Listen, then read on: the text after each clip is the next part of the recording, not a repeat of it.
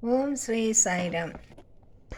Humble salutations at the lotus feet of our Lord, Bhagavan Sri Sathya Sai Baba. All are welcome to the 28th part of Balvikas class group 1. Today we will discuss a story of respect and love towards parents. Before that, we will start a small prayer. With prayer, we will start. Om.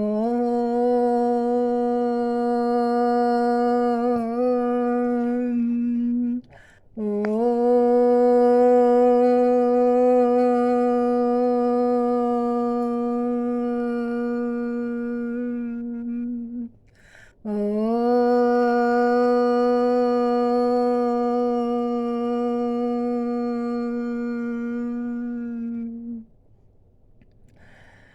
वक्रतुण्डमहाकाय सूर्यकोटिसमप्रभा निर्विघ्नं कुरु मे देव सर्वकार्येषु सर्वदा ओङ्कारं बिन्दुसंयुक्तं नित्यं ध्यायन्ति योगिनः कामदं मोक्षदं चैव ओङ्काराय नमो नमः गुरुर्ब्रह्मा गुरुर्विष्णु गुरुर्देवो महेश्वरः गुरुसाक्षात् परब्रह्मा तस्मै श्रीगुरवे नमः या कुन्देन्दुतुषारहारधवला या शुभ्रवस्त्रावृता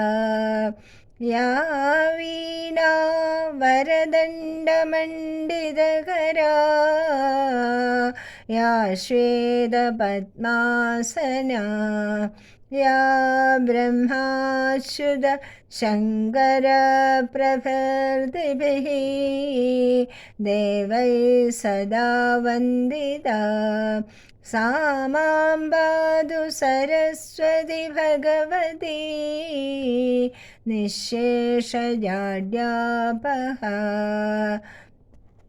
ॐ सहना भवतु सहनौ भुनक्तु सह वीर्यं करवावहै तेजस्विनावधीतमस्तु मा विद्विषावहै ॐ शान्ति शान्ति शान्तिः. You know, we have popular 4 books all Indians know about, all Hindus and know about and read regularly in their homes. What are they? 2 of them are Idihasas, Ramayana and Mahabharatam. The other 2, Bhagavad Gita, is Bhagavan's own song for the devotees. And the next one is a Purana, Srimad Bhagavata Puranam. These 4 books usually all Hindus respect, and every day they, at least one of them they will read every day. Understand? So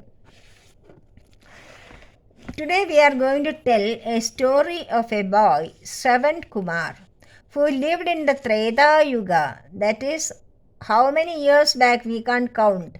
That many years back in Treta Yuga, there lived a boy called Shravana Kumar.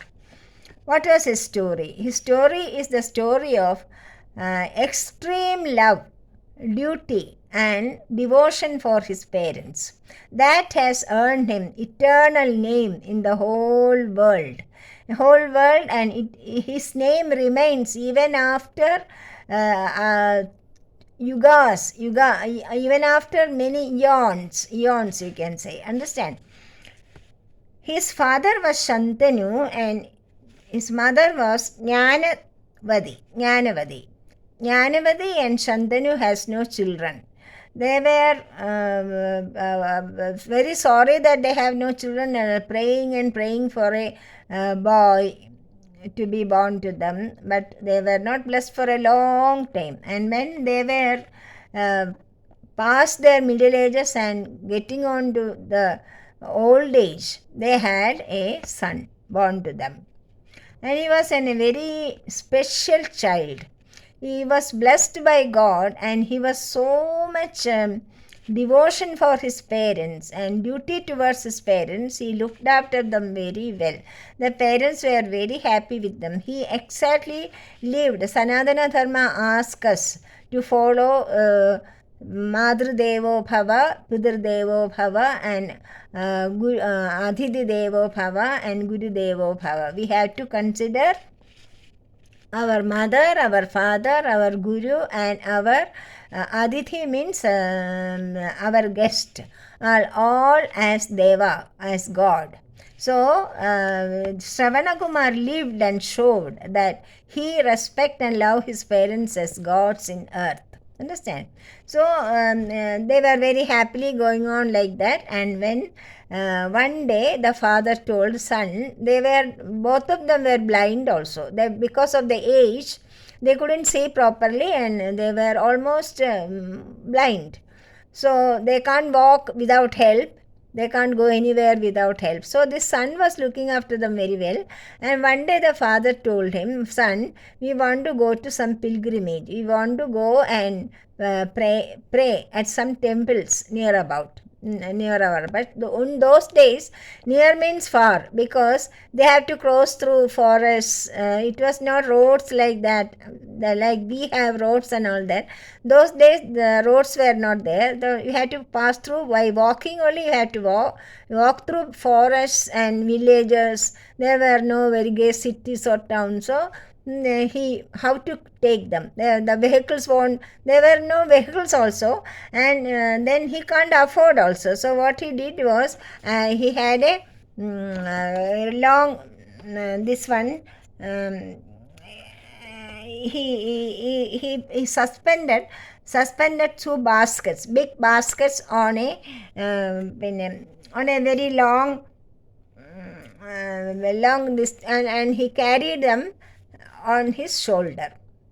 The stick was so long and he carried them on the shoulder, and the end of the stick he put two baskets, and he placed the father in one basket and the mother in the other basket, and he carried them and walked through villages and forests and all that, and they will go to temples and rest for some time, and they will again go. So after 2-3 days they will again walk.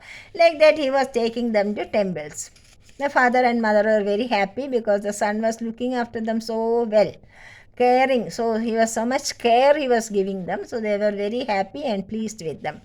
One day it happened that they entered a forest, and it was almost dusk. And the sun was setting, and it was just a thick forest, so there was no light inside. So anyway, he rested under a very big tree. Under a very big tree, he placed the father and mother, and then the father said, son, I am feeling very thirsty. Can you bring me some water? It was already dark, and he can hear a river passing by. There was a river nearby. So he said, okay, father and mother, you please wait here. I will go collect the water and come. So they have some vessels with them. So he took a vessel pot with him, big pot with him, and went to collect water. And what happens, usually when it is dark, the wild animals come out of their places and come to drink water. In the daytime, they don't come. In night time, most of the wild animals come to drink water during the night. So, at that time, Dasharatha, the father of Rama, then Rama was not born to him. Father of Rama, Dasharatha, was the king of Ayodhya then. The Ayodhya was nearby, so he came to the forest for hunting. In those days, these rajas come to the forest, look after the maharshis and all there. They look after the animals and they kill the wild animals which are troublesome, giving trouble to people like that. He came to kill some on a wild to kill some wild animals and protect the people who are living in the forest. So he was waiting because he knew that at night only the wild animals which are cruel, they come to drink water only at night. So he was waiting somewhere, hiding behind trees for the animals to come and drink water. And he had a very special knowledge of arrow sending. What is that? It is called Shabda Bhedi. Hearing the noise of a sound, hearing the sound of anything, he can directly send an arrow to that sound, and he was never failed. It always stuck the wherever he was sending the arrow, it will go to it. The aim, his aim never lost. He never lost his aim. He was waiting under a tree behind some bushes, and he heard water being collected, water being taken. He thought some animals, especially when these elephants, when elephants take water in their tusks, some sound will come. That is almost like when we take water in a pot.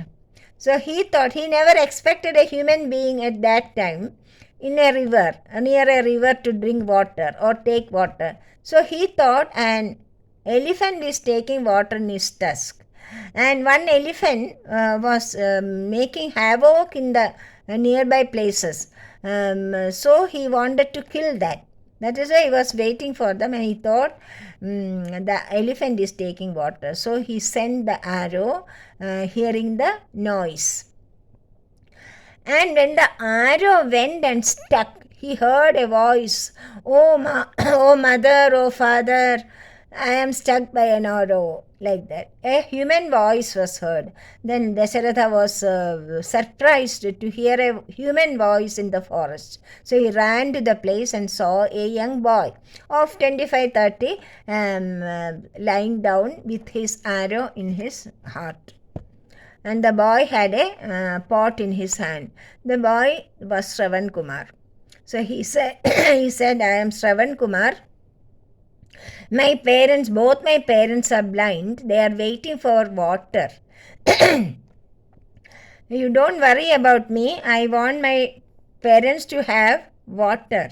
They are very thirsty and they are waiting for me to come back. So please take the arrow on and I will die. Don't mind. You please tell them that I have died and you give them the water to drink.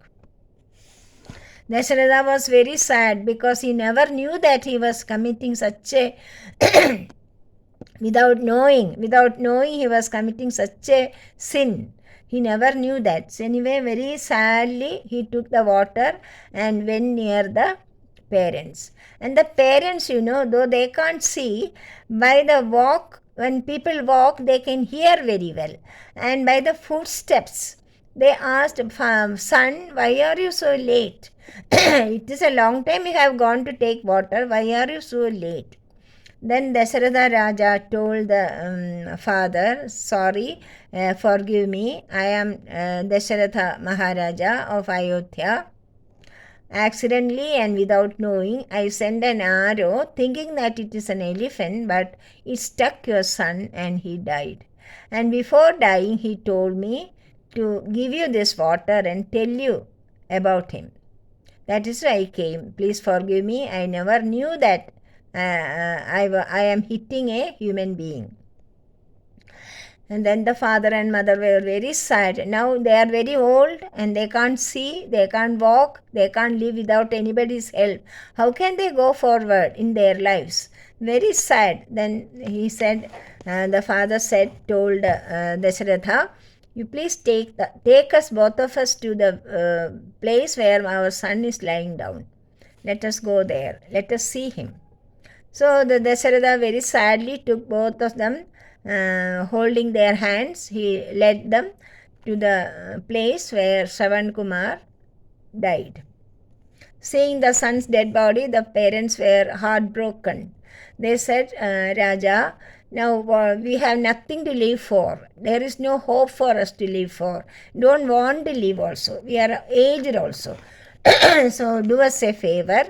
Please make a arrangement for cremating our son's body. Please do that favor for us.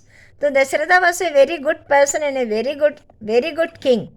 So what he did was he collected all sorts of wood and everything, and he made a place to cremate the child, and he kept the body on the pyre, and he lit the pyre. When he lit the pyre, what the father and mother did, most unexpectedly, Dasharatha never expected that. Both of them jumped into that pyre, and they wanted to leave their body with their son.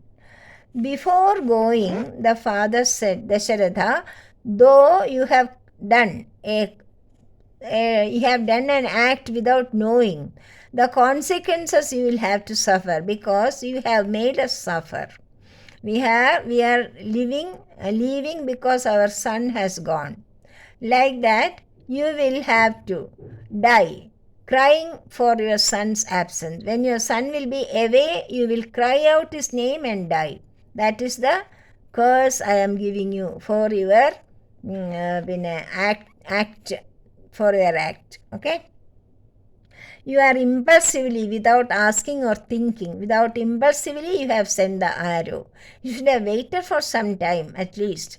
Without that, you have jumped into conclusion and you have sent the arrow, and that killed our son. And we are dying because our son is no more. Likewise, because the absence of your son will give you so much pain that you will have to die like us. Understand? Then cursing like that, both of them died in the pyre of their son. But why this? It is a sad story. Still, it is being told and retold for eons. It happened in Treta Yuga. After that, Dwapara Yuga came, Krishna's year. After Krishna, Kali Yuga here. Kali Yuga, we have already passed about 2000 years in Kali Yuga. Have passed 2000 years. Still, we all remember Shravanakumar with a lot of love and respect. Why? Because he was a dutiful son. He was very dutiful, and he loved his parents and looked after them in their old age. That was a great blessing for him. Their blessing has earned him such a good name that whenever humanity is there in the earth, Shravanakumar will live in their hearts, and his story of devotion to his parents will told and retold eons like that. That is why the message we get is, it is our duty to look after our parents, who has given our body, who has brought us up into the world, and he have brought up us with great love. They have given us everything. A child needs. So the children should never forget their parents, and they should always look after them in their old age. Nowadays, we don't find that. Many children leave their parents in old age homes or in temples or in other places, and don't look after them at all. That is a great sin, committing a great sin. So all the children should remember age-old stories like Shravanakumar or Shravanakumar, the people like them, how they earned good name and eternal name by looking after their parents as the Sanatana Dharma advised. That is the greatness of this thing. Another lesson we get is, whatever happens, we should be very careful before we jump into actions.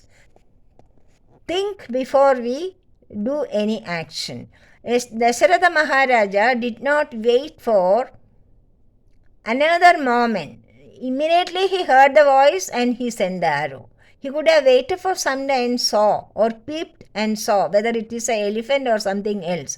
But he did not do. Impulsively he sent the arrow and killed a boy who was the sole support for his parents. So that was a great sin he committed. For that he had to go through the consequences of his actions also in later years. So that is the story of Shravana Kumar. And his story is told in Ramayana. The Ramayana, the Ayodhya Kanda of Ramayana, and the Adi Parva of Mahabharata. Children, why these chapters in Ramayana are called Kandas? Balakandam, Ayodhya Kandam, Aranya Kandam, like that there are 6 Kandas in Ramayana. The chapters in Mahabharata, the epic Mahabharata or Idihasa Mahabharata is called Parvam. Each chapter is called Parvam. Bhishma Parvam, Drona Parvam, like that. And the Bhagavad Gita, the chapters of Bhagavad Gita is called Yogam. Arjuna Vishada Yogam, Jnana Yogam, Karma Yogam, like that. Each chapter is named according to the subject in that chapter. It is named Yoga.